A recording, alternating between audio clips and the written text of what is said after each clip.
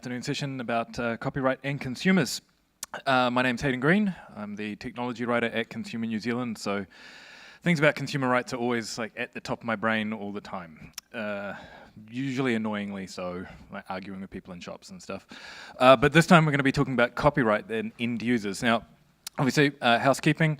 We've got our Amber there as our NetHui, so she's and microphone runner, so she's going to be doing dual purpose today.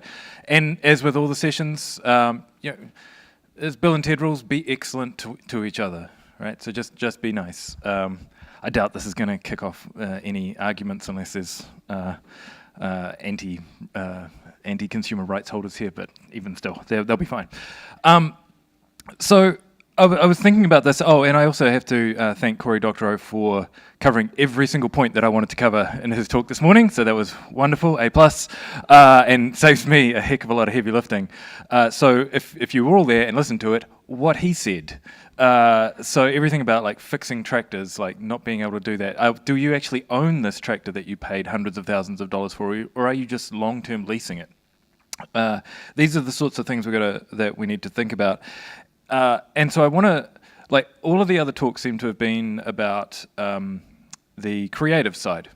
This time I want to talk about, like, the end user. We are the ones that copyright is put in place for because we're the ones that are giving over the money. And so we are essentially, with my consumer hat on, the most important part. So what happens when copyright breaks for us? So I kind of want to kick off this discussion, and this will not just be me talking, but it will be a discussion, with, I just want everyone to sort of think about and then talk about how they broke copyright law today. I can tell you that I potentially have broken copyright through my tattoos. This one's okay. This is a Alphonse Mucha print, which is out of copyright, so that's all right. However, I have a derivative work on two derivative works on my arm, slightly derivative one on my leg, and just a blatant stealing of copyright like on my thigh from a tattoo artist who sold a flash, and I found it on the internet and got my tattoo artist to do it. So that's just like blatant copyright stealing right there. Speaking of Corey Doctorow, I went to his site, and there are SNL videos on there that you can't watch in this country due to geo-blocking, so I go online to find the ones that I can watch. I shared a GIF on Twitter today that was taken from a TV show, and as I found out in the satire and parody session, we're not allowed to do that in New Zealand. So I've broken all these copyright laws already as a consumer that we might not even think about doing. So I just kind of want to open this up to you and to think, what have you done today or this week or in the past year that you may have broken copyright on? This is on camera, so feel free not to, criminalize yourself. And also how you think that the system could work better for you. And again, I'm not saying the system would be perfect for consumers if everything was free, obviously. So we're not asking for that because we know that artists need to be paid. But how can copyright be workable for both you and the artist? So with that, who would like to start us off? Over here. We'll get you a microphone. Oh, kia ora. Well, at the risk of it becoming a confessional, I may or may not have acquired a number of DVDs in my experience in several countries, and I may or may not therefore have bought an electronic device that removed the zoning on my DVD player so that I can continue to watch the DVDs that I had in my possession quite lawfully. So the big issue I'm making is that digital copyright management and zoning on DVDs in a highly fluid and cross-border world is extremely annoying from a consumer experience, and I certainly don't intend to replace my DVD collection every time I move countries. Of course, I suppose Netflix would love it if I gave up on DVDs and moved to a system where I didn't own any of that content and simply had to license it in perpetuity. We've got one here and then there. I think, and someone in the room might be able to correct me, but I'm pretty sure it's still legal in New Zealand to get around the geofencing on DVDs. So I don't think you have broken the law there. Good man. Yeah, you can crack geocoding under it's allowed. Yeah.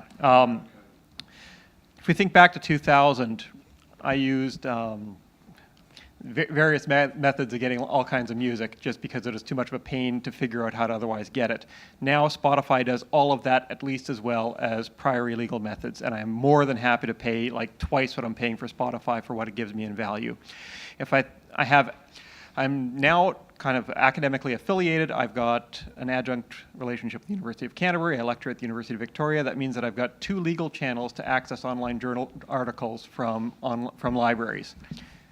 It is never, ever easier to do it that way than to go to Sci-Hub. Eventually, there needs to be a Spotify equivalent that's legal, that pays somehow for the refereeing services and everything that goes on behind academic publishing, but that isn't as broken as the library gateways that we are currently using to access copyright-restricted academic content. How would you see that working? Would you see that working as a Spotify-style model, like a subscription service? Do you see it working? Yeah.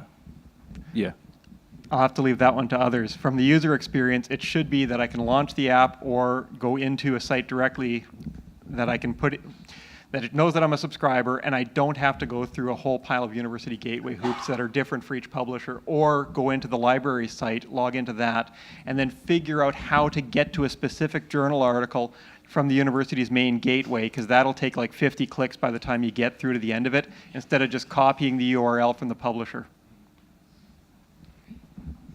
So I lived in New Zealand, then went over to the States to live there for about 5 years while my wife was doing her PhD, and then I moved home. And I took content from one country to the other and the other country to the other. And now I have multiple accounts on multiple services because they won't let me change country. And it's a nightmare. But sometimes I can find things you can't get here. Yeah, that seems to be the thing for most consumers, right? Finding the things that they can't get here, because there's still so many things that people can't get. Further to the point about scientific research, I'm an end user. Basically, if I can find it on the internet and it's open, I'll use it. If it's not open, if I have to pay for it, it doesn't get used. I don't pay for stuff because I'm doing volunteer work. I can't afford to pay for an article just to check to see whether it's usable, because the summary in the article isn't enough to tell me it's got the stuff I need. So I just don't pay for anything at all unless it's open, and then if it's open, I'll use it because I'm using it in Wikipedia or Wikidata, and I want to make sure that what I'm using is available for other people to get to and to look at. And so I know we have to pay artists, and I know we have to pay scientists, but there's also an argument to say that if I'm paying the scientists or the artists via grants that as a taxpayer I fund, or scientific research that as a taxpayer I fund, I would like access to, and not just access to, the ability to reuse the content generated from my money that I paid for. Yeah. I remember when I was working in government that any research that we had commissioned for whatever the ministry was had to be made public afterwards. Not the data, because the data is always sensitive, but the research definitely had to. And so, yeah, that sort of thing is very important. So. Yeah, it would be very nice if one of the requirements from government funding agencies for scientific research done at the universities in New Zealand were that an open access version of it be available. Institutional repositories that the universities have will sometimes have these in them. It's still a pain for people outside to access. At least in economics, the norm is you can put a pre-pub of anything up that's already been accepted. Note that it's forthcoming. It just doesn't have the journal's formatting on it. It has the same content. If it's publicly funded, that should start being a standard requirement as part of a Marsden grant or other government funding. But to that point, we need to make sure the government funding pays the open access fee as well, because that can be substantial.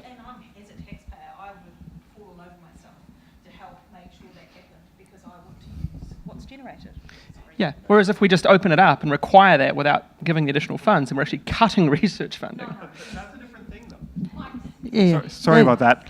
That's an almost different thing. So what you're talking about is there's open access that, okay, Traditionally, if you submit an article to an academic journal, they end up owning the copyright of it, and they're the gateway to access for it. Yes. Some publishers are now allowing researchers to pay an additional $3,000 fee or somewhere on the order of that Yes. to have that be an open access article additionally. What I was talking about was pre-publications being uploaded to a university server so that people can access the research, not necessarily through in the journal's formatting, but that doesn't have to require a $3,000 fee. And if some journals preclude your being able to do this, then scientists would have a choice about which journals to submit to if they were doing publicly funded research that had that kind of a rider on it, requiring open dissemination. Open dissemination. Yeah. That picks up on this whole open access green gold argument, and also what government here in New Zealand does require of people submitting for funding, and it's partway there. The NZ goal, the Government Open Access and Licensing Framework, requires publicly released material to be licensed for reuse, and we can, if anyone wants to talk more about that, I can at length, but won't now. Mm-hmm. But it raises this whole question of how much people do use the stuff that is up there for legal reuse with a license on it, like a Creative Commons license, or how much people don't even bother to look at that and just download it. And of course that's happening with definitely people I know of a younger generation, and also in at the education level. So that's something else we need to talk about. Yeah, so actually picking up on what you said about the educational level, I wanted to bring it back to the barriers that are there for people to download things or to use stuff without breaking the law. And I work in education in terms of children and schools. And one of the biggest issues I find is that teachers, A, don't have the time, but B, don't have the understanding about copyright, about what's available and what's not. And the more barriers that are put in place for them to be able to find where they can get open source materials, where they can understand about copyright. Creative Commons is a huge thing that I'm trying to push in schools. But so the more barriers we put in place, the less likely it is people are actually going to use resources which are available and will then break the law. And I know there's a slightly different situation for things being able to be used in an educational purpose, because we are allowed to use some copyrighted materials for education.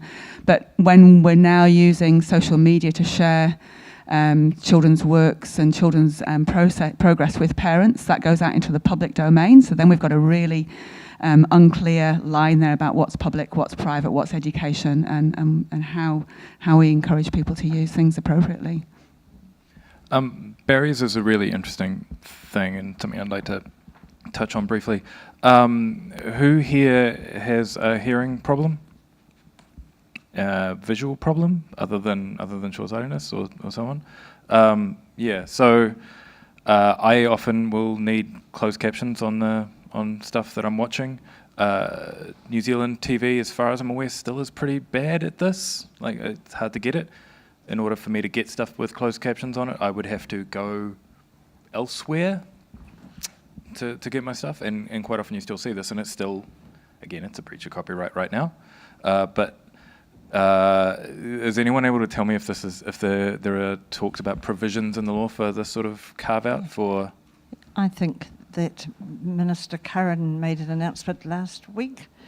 I don't know whether she announced specifics or whether she announced a process to do that, but it definitely relates to captioning. Okay, in terms of broadcast television, yeah, or anything with New Zealand On Air funding? I don't know the detail. Have a look on. If only there was her something website. for us to be able to look this up. I don't yeah, know. no. Actually, Maybe no. The internet. Actually, we can look it up now. I will. Yeah. Because there was something I was also thinking about in terms of the discussion around scientific papers. Should anything that has New Zealand On Air funding also be available publicly, free to wear on any device, any platform? Platform is what I was looking for. This is a really complicated one for broadcasting, because the independent production sector insists that they actually retain the majority of the copyright. There is a small amount of the any subsequent commercial revenue that does get paid to New Zealand On Air, but it's the actual producer that retains the copyright. And that could be the television broadcaster, but also a lot of independent producers. And if you suggested to them that anything funded by New Zealand On Air automatically belonged to the public, and that we had an inalienable right to access it through any means, they'd be up in arms. Now, I'm not saying that's right, but it's how the current system works. Yeah, and if I was to really throw a grenade in there on the concept of public funding, meaning public access, look at sport. Seriously, why is that? Why do we treat that differently? Well, it's business models. Yeah, that's an interesting. I would love free tickets for everything. I think that would be a great plan. I'd definitely vote for you. To be fair, I meant broadcast. Oh, okay, fair. That's fair enough too. There's once you get that content, once something does go up for free or it is available on whatever platform, then there's the let's say Spotify is a pretty good example. If I don't have a Spotify subscription, I then can't come back and start watching. Oh, hang on, do we have a Clear Current update? We have an update. A break for a Clear Current update. Please hold. 8th of February 2018, government committed to captioning. Released by Clear Current and Carmel Sepuluni. I'd have to just flick through all the words to see what it says. Oh, what a good idea. Thank you. I'm very multi-talented. Government determined to improve access to captioning for Kiwis. I've asked officials to look at options, including the Select Committee recommendation that provided captions be a requirement for receiving New Zealand On Air and New Zealand Film Commission funding. Oh, that's excellent news. Well done. So this idea that you don't have access to the thing once you no longer have a subscription, but there's also that thing of so I'll give you a concrete example. I really like California Love by Tupac and Dr. Dre. I love that song, and I had that in one of my playlists on Spotify. And then one day I went like, "Hey, where's that song? I want to play it," and it's not there. It's because the rights have disappeared in our area, and so that song is no longer available to me to play, and wasn't even available for me to search for. And so they had edited my playlist. There wasn't a blank space or anything saying that it wasn't available. They'd gone in and edited my playlist, and it wasn't there. Months later, it came back, which was, rights had been renegotiated and it had come back. And so, Ben, it's a good track. And it's very good. I was so happy when it came back. Pointing because you want the mic, or pointing because No, he's pointing because it's a good song. But let's not get too hasty. yeah, but we've also had examples of Amazon editing books and stuff. So there is this thing of, what do we as consumers actually want from these services? These services are great for us, but they are still predicated on this very delicate copyright. Yeah, and so to give an example from when we were living in the US that just about caused my wife to go on a murderous rampage, the Rugby World Cup, we legitimately bought the rights to access that when we were over there. Unfortunately, NBC decided that was a great time to completely update their website for the Olympics. And so it went down for a 3-week period and then came back up without the previous content on there. And their argument was, but our terms and conditions said that we're not liable. Yeah, terms and conditions versus copyright is always an interesting one, isn't it? Yeah. But that is that example. You couldn't use the thing. Now, if you transfer that to a physical thing, like Corey was talking about this morning with a tractor, what happens if speak of the devil, I didn't do that on purpose. What happens if John Deere owns your tractor and they shut it down for 2 weeks while you're maintenance? Yeah, for maintenance. We're talking tractors. Would you care to comment on tractors? I'm for them. So the John Deere company does a bunch of interesting things with tractors. They're not unique among agribusiness, but they're the largest. A couple of very egregious ones. One is that they gather highly detailed telemetry about your field while you're driving your tractor. In virtually every copyright jurisdiction, that is not copyrightable. It's a bunch of factual data. And so in theory, it belongs to no one. And if anyone has a moral claim to it, it's the farmer who spent $500,000 in the tractor and then drove the tractor around the field, whose field it pertains to. That data is only available to the farmers under license through an app that you buy with your Monsanto seed, and it's meant to be used to sow your Monsanto seed. So it's a kind of tie-up between the two firms. They use that data, they harvest that data, the John Deere company, and aggregate it, and they sell it into the futures market as intelligence about crop yields. So it's worth a whole lot of money to them. They've now told the Copyright Office on 2 occasions that you don't own your tractor, that you only license it and that you're subject to the terms and conditions. They also maintain that since you have to bypass DRM to gain access to that data, that gaining access to that data without their permission is a crime because you have to bypass DRM.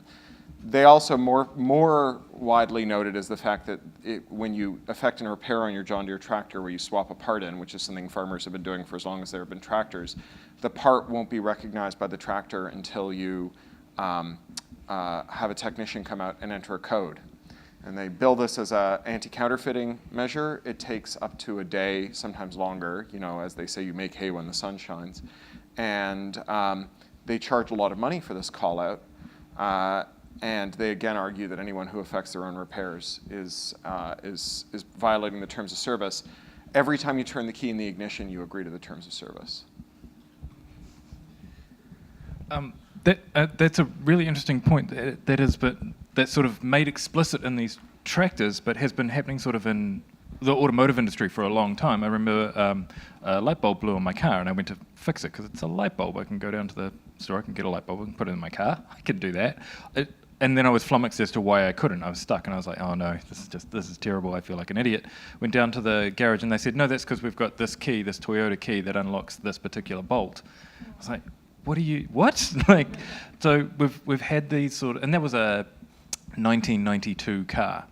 So this sort of system, whether it's a digital DRM or a physical DRM, has been happening for a long time.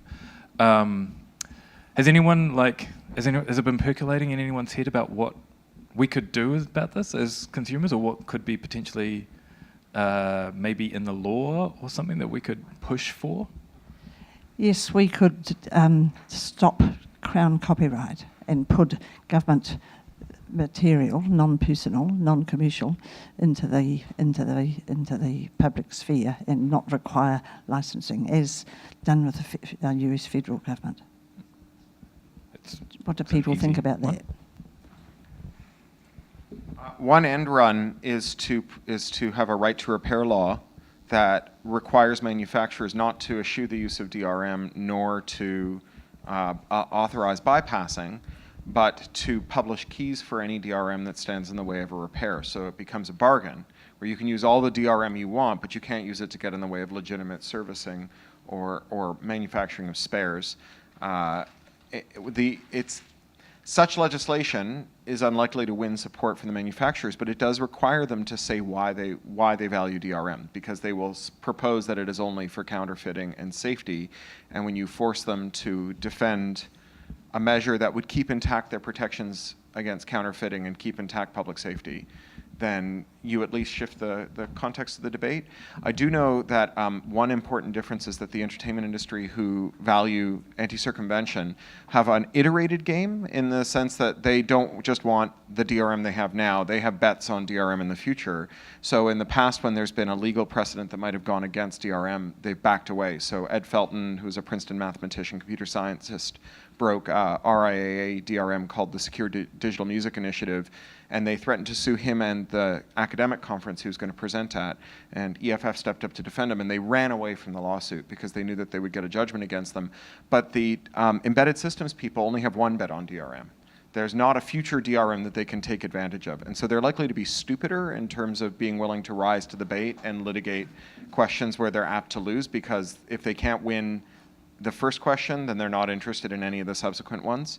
I did go to a meeting once that was it was a Chatham House meeting, so the identities can't be disclosed, but it had a bunch of representatives of different industries, one of whom was about DRM, one of whom was automotive and embedded systems, and one of whom was traditional entertainment. And as the traditional entertainment guy listened to the policy people start talking about how car repairs are just beyond the pale and anyone should be allowed to fix their car, said, well, maybe we should just have an automotive safety rule that bans DRM in cars rather than risk litigation. And you could see the blood drain out of the face of the embedded systems guy as he was literally thrown under the bus. Yeah, and similar to that, so I work in security and this overlaps a few different areas, is the end of support problem. I personally would be very much in favour of, if you're going to stop supporting and offering updates or patching, or if you're going to stop selling the tools or the parts needed, then you must open it, or it becomes completely fair game.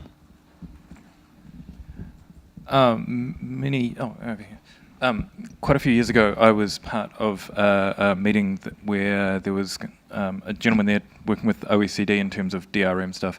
And do you remember when the Beastie Boys put out that CD that had the DRM on it that broke your computer, essentially? They wanted to make it a thing that, you know, if you just ticked a box that said, yes, I'm happy for you to put this software on my computer, that it's fine. And I explained to him, well, you either tick a box saying that, yes, you can break my computer, in which case I don't think you fully understood the like what you're answering, or you don't know what you're answering and you've ticked yes, in which case both things should be not valid in legal terms. I was just going to make a comment that the IT industry has solved this problem a long time ago. It's called open source software. In the John Deere case, where's the open source equivalent? Where do you rip your John Deere stuff out and put your own open source one? You have to break the bootloader, and to break the bootloader violates anti-circumvention rules. So we've applied for a copyright exemption this year in the triennial hearings in the US, specifically for bootloaders for IoT devices, but it's still, they can't authorize tools, so you would have to write your own bootloader breaker, but at least the use would be authorized. All I'm saying is the IT industry seems to have addressed this, and it's possible to do. Oh, yeah. Thank you. So no, not even close. I mean, I work for a multinational that manufactures hardware, and we do continue, Cisco to be clear, we do have the same problem in that a lot of our customers want hardware root of trust. They want to be able to go right the way down the stack to the transistors and be sure that nothing has been tampered with. The problem is, that all relies on the assumption that only trusted parties have that root access. And not just bootloader, but even below in many cases. So I name my employer, the whole industry is doing this. And even when there is open source, I have still seen people use both copyright and patent law to crush open source from hooking into various projects. There are security reasons why you wouldn't want to do that too. If you put yourself in the shoes of gumboots of a farmer, and John Deere's making the best tractors out there with the best stuff you tow behind a tractor. Clearly, I'm not a farmer. Then, would you, like, knowing all these issues with the DRM, do you still buy that tractor? Or do you go for the cheaper, crappier version that breaks down a lot more, but you're able to fix it?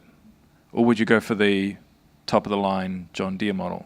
Just like quick show of hands. Who would actually still buy the John Deere model with the DRM in it? Yeah. Are we just all suckers? Like. Oh, yeah. Please. Just a quick question: the people who put their hands up, then, do you also own an iPhone or another sort of locked-up phone of that sort? Yeah. Yeah. I don't mean to hijack your session. This is the one area where I know a lot. The tractor problem is precision agriculture, where the crop yields are significantly higher when you have an intelligent platform, and they integrate in a kind of walled garden, where the seed, the telemetry, all the other things that you use to raise a crop and bring it to market are all tied together in a set of apps and tools that either talk to each other or they don't. And this is an area where the IT industry has got it. What we do is we do adversarial compatibility, where we either work out the API or we demand an API or something. We impersonate one device to another, and we build middleware. America almost had a president who got rich founding a company that just did that, right? EDS. And it used to be considered an honorable tradition, and it's why your terminal says TTY at the top, because somewhere there's a process that thinks it's talking to a printer, a line printer, but we don't do it anymore because of these laws. I'm just trying to say that it's like a false dichotomy. The right answer isn't abandon precision agriculture. The right answer is demand precision agriculture without the lock-in.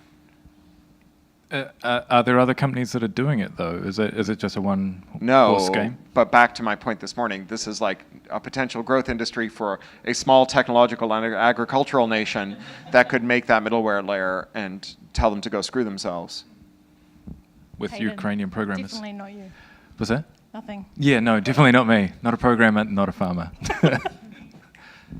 I've kind of run out of topics. We kind of blasted through that. I was also just going to comment though, just to prolong it a little bit, is there is still walled gardens though in technology, so that's what I just want to highlight. And we are battling at the moment with telcos as well, who are wanting to create more walled gardens. Also Facebook, etc. I know they're the easy targets because they're probably the biggest, but I by far would say that technology has not solved this. In fact, we're seeing it more and more now. Well, the Apple example was quite a good one in that the content that they don't allow on their app stores and stuff. Okay, so a lot of this really comes from mathematical roots. Ecologically, in a niche, if you have control of that niche and you're very efficient in that niche, you dominate it. And that's what's happening here. We need to find ways that we can change not just individuals, but the whole ecology of the market they're sitting on. So take walled gardens. The question earlier, do I have an iPhone? I do. And that's because it is by far the most secure device to protect my data and my customers' data. Sure, if Apple turns on me, I have the least control. But it also is the hardest for someone else to gain control of who isn't Apple. Which means that when you've got that integration, it's really, really, really tough, strong walls on that walled garden, which is great as long as I want what that garden wants. If not, I'm on my own. Only I'm helpless.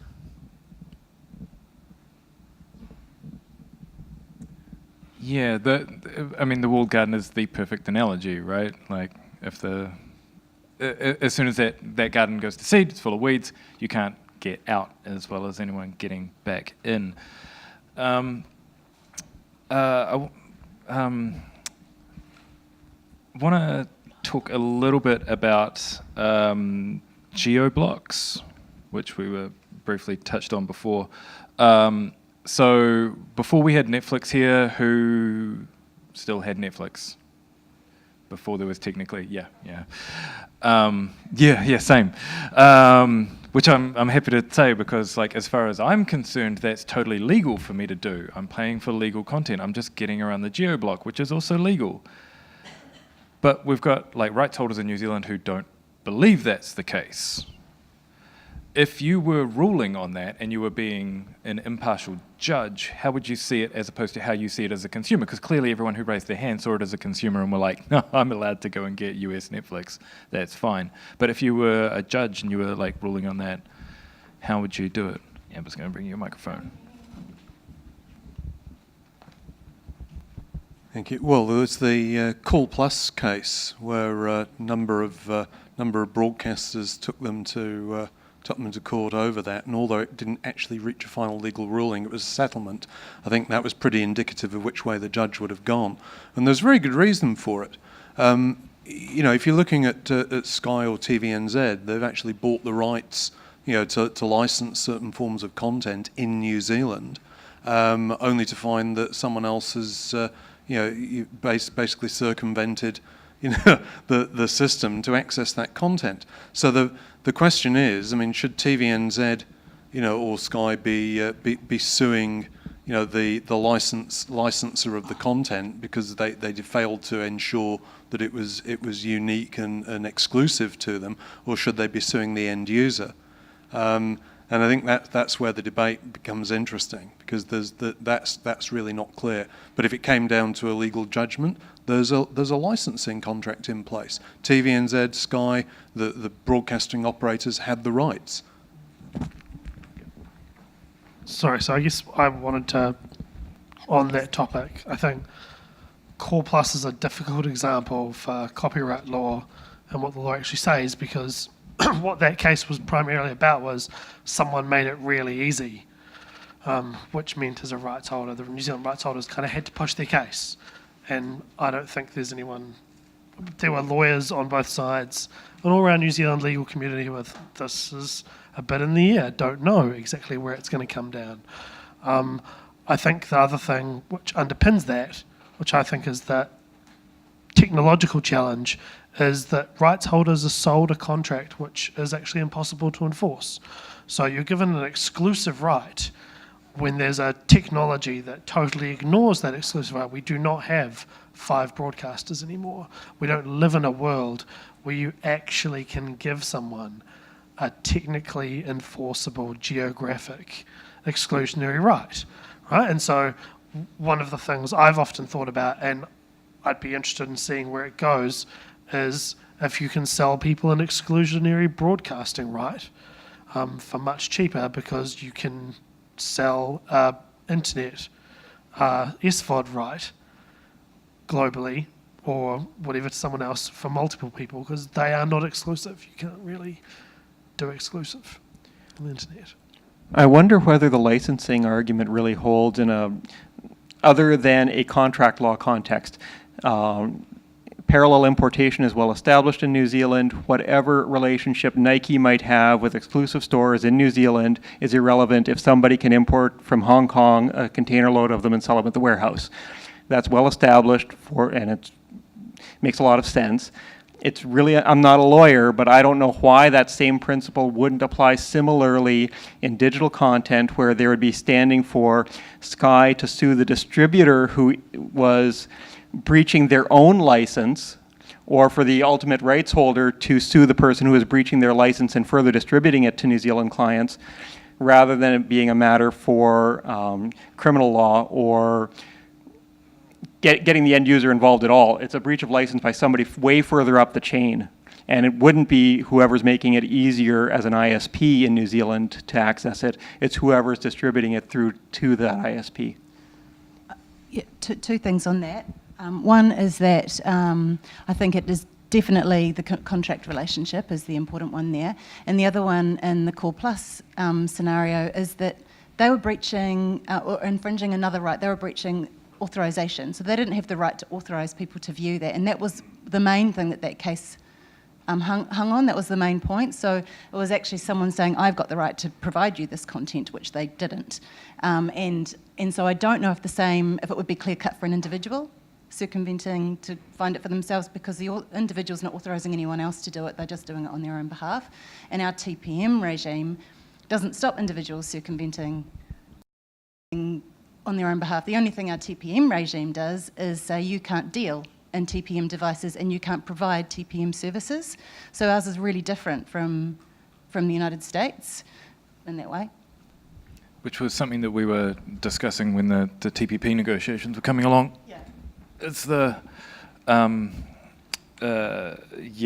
whole thing about TPMs and our law and how that works. And when I was writing articles about it, it was always like, did you know that they're coming for your DVD player? Because you needed to try and make that easy for people to understand. Yeah, I mean, obviously it's nice to have use carve-outs. We have those through the triennial copyright exemption hearings in the US. The problem is that without a tools exemption or trafficking exemption, it becomes a kind of carve-out in name only, because it's, the best example is the Norwegian carve-out for blind people who want to access ebooks, which is that every blind person is entitled to research a defect in the Adobe ebook reader themselves. We do that. Librarians are allowed to source tools. Librarians are allowed to provide that service for people. So it relies on the librarians having the ability to do that, and I guess your local library might not necessarily be able to, but they have an exemption in the regime to be able to break a TPM for a permitted use, which is any use that's permitted under our regime. Right, but without a broad tools exemption, as you heard, the iPhone is an extremely robust platform. We know that there are people who can break iPhones. They deal to lawful interception markets, but people who want to make lawful uses of their iPhones have to be as good as people who exclusively deal into lawful interception markets. That's not a widely distributed skill set. You gain efficiencies in markets by allowing people to specialize. It's, who is it, canes and the pins, one person is good at stretching them and one person is good at putting the tips on them and so on.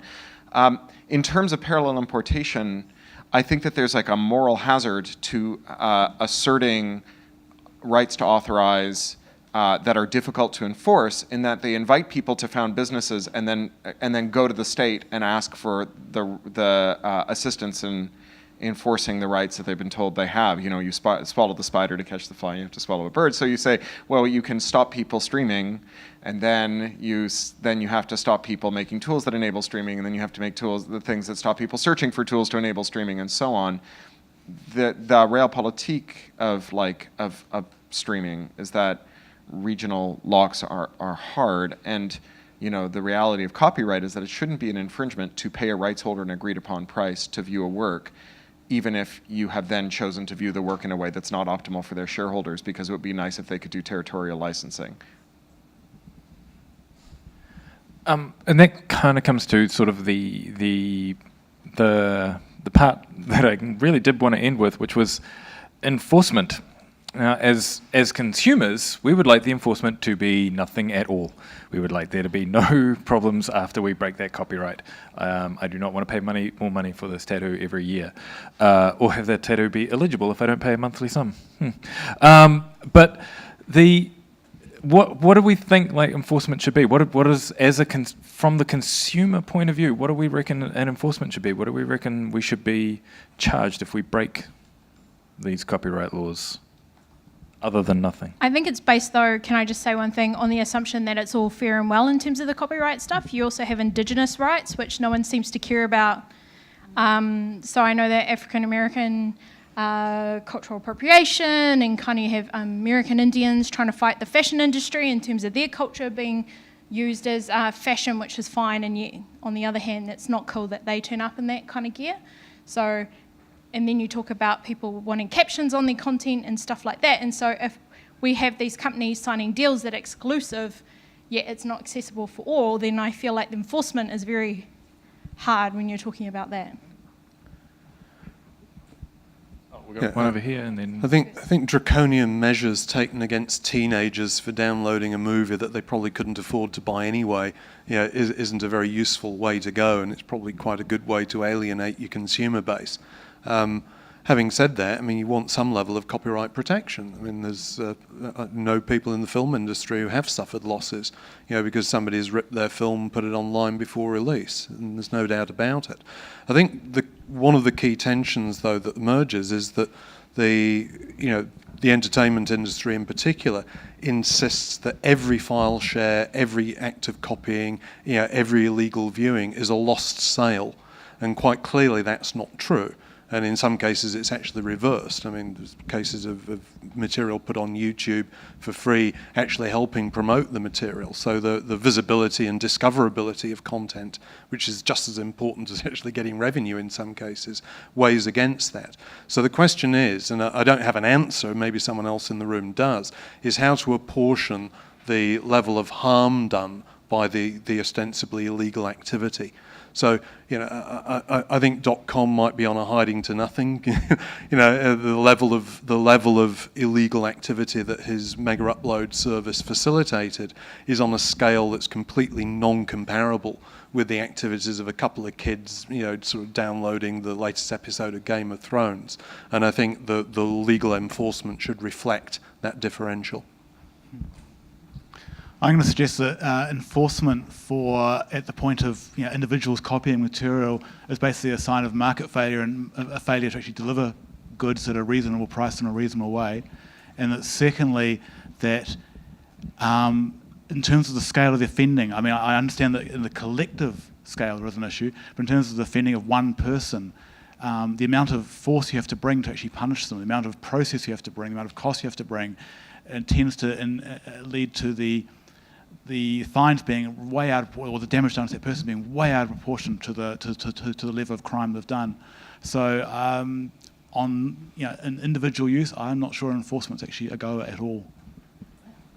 Yeah, and to go along with that, I'd say any enforcement is about making the market work as we want. And so if you're only regulating consumers and you're not regulating rights holders or rights holders making complaints badly, then you're not really achieving your aims, because there's a huge power asymmetry there. A rights holder comes after you with all of their lawyers. If they want to make an example of you, what are you going to do?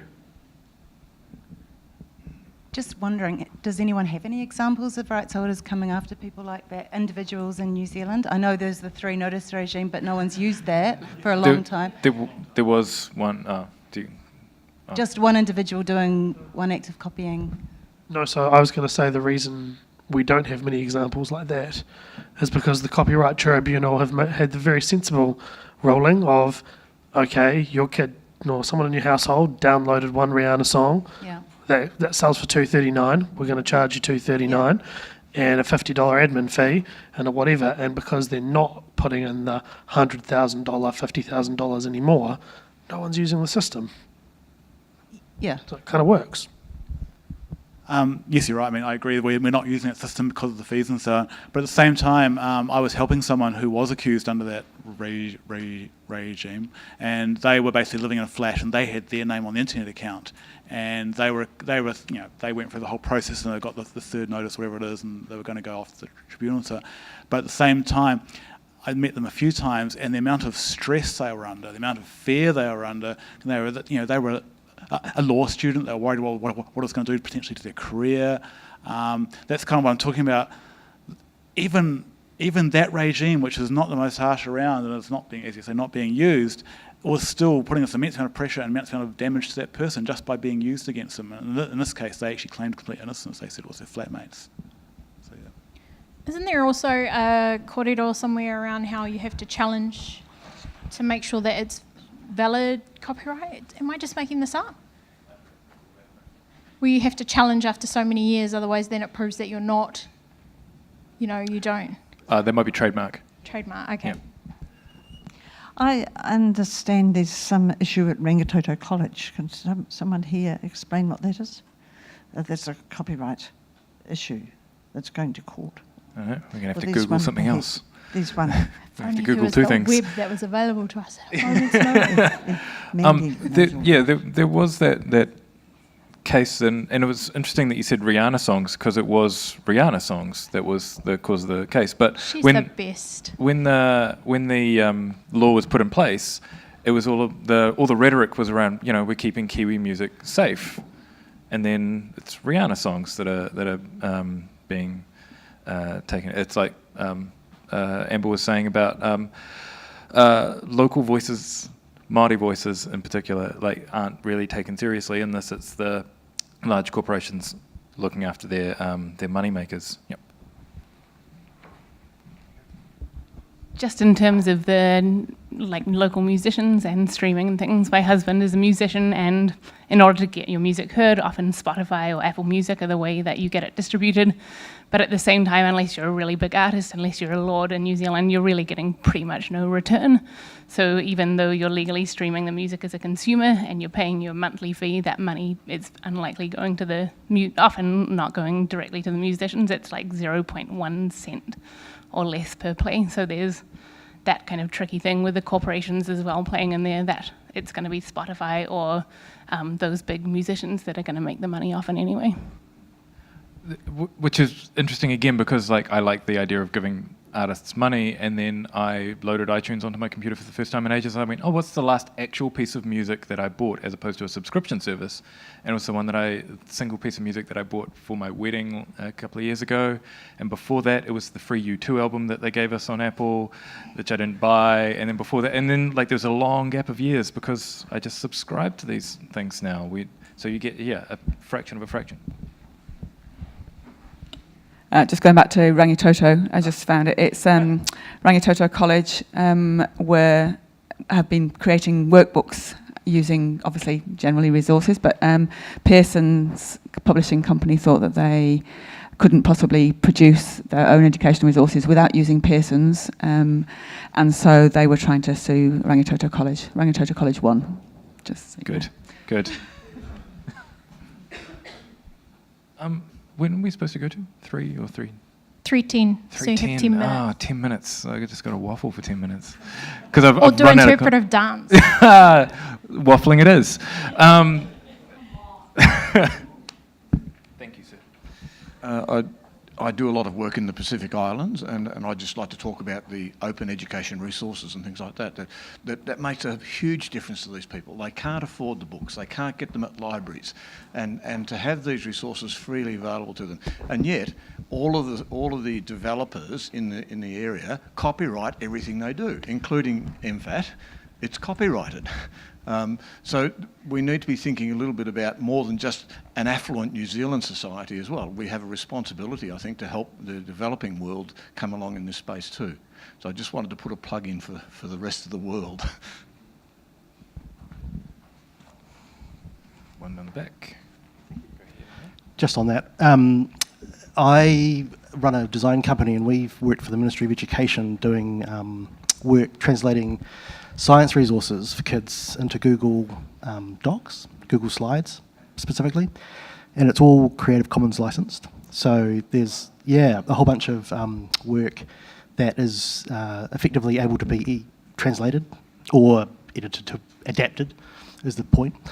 And all the imagery that goes with those resources is all available in Google Drive as well. So you can download 100 meg of high quality material for whatever. Was that a requirement from the Ministry of Education, or did you do that as an act of faith? The brief was to take digital resources to the next level, and we sort of thought that being able to share and edit and adapt the material was one of the primary drivers for that. We know that the ministry doesn't want to keep publishing paper resources forever. They can't afford it, and they certainly can't afford to translate into Pacifica or even Māori. So, whatever we do to help take whatever's done on paper and put it online has to be able to be used by those who aren't going to be serviced otherwise. So that was number one on our list. Creative Commons editable. Government departments were directed by Cabinet back in 2011 to release their material, their copyright works for legal reuse under using a a Creative Commons licence. And that gets monitored pretty carefully now. So if MFAT aren't doing it, it's possible it's something for which they had a contract and they hadn't got the IP ownership, or otherwise they need to be reminded.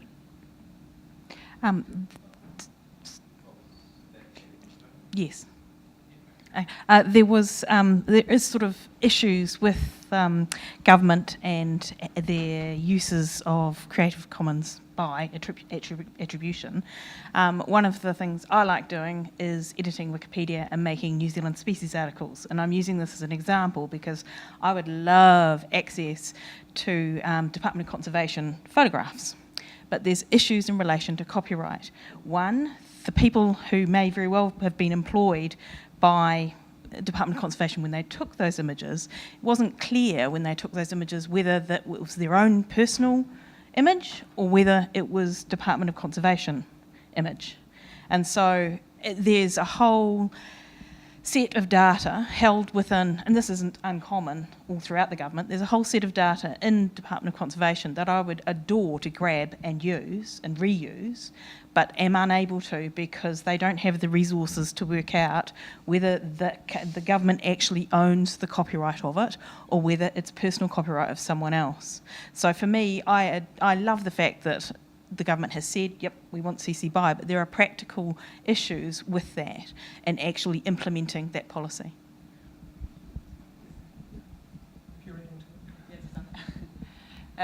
Just a sort of anecdote from that. Actually, 3 of my photos are being used by Department of Conservation on their brochures because they contacted me because they'd seen the photos on Flickr and asked if they could use them. They're CC BY, and yeah, they do contact people, and those are referenced on those brochures. So some of them are, and whether that's just a more recent thing, and maybe some of the historical ones are not. But that was just a anecdote, I suppose.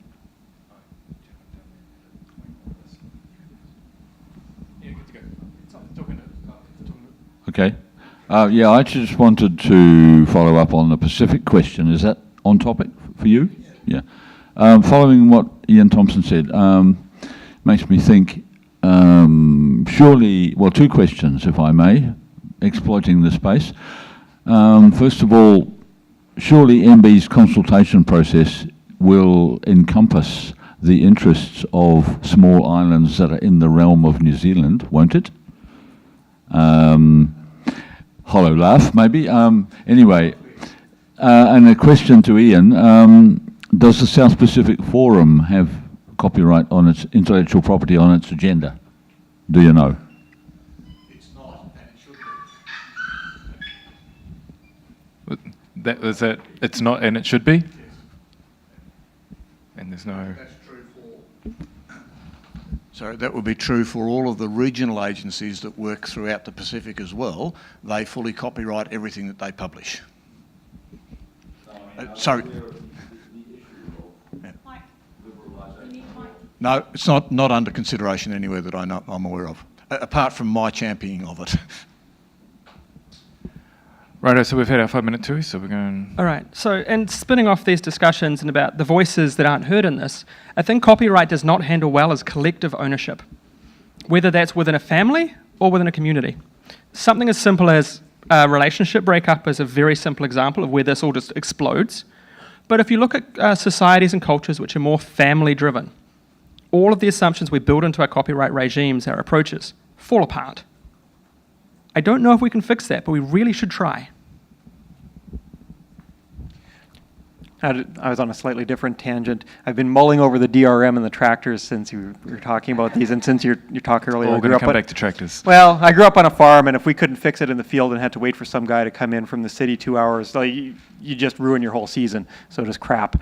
But I can imagine non-evil reasons for having a DRM regime on a car that if you allowed breaking of it, how the hell do you assess liability? So imagine if like the Volkswagen scandal around their diesel emissions had gone in reverse, that they'd locked it down so that the engine ran in ways that were compliant with California emissions.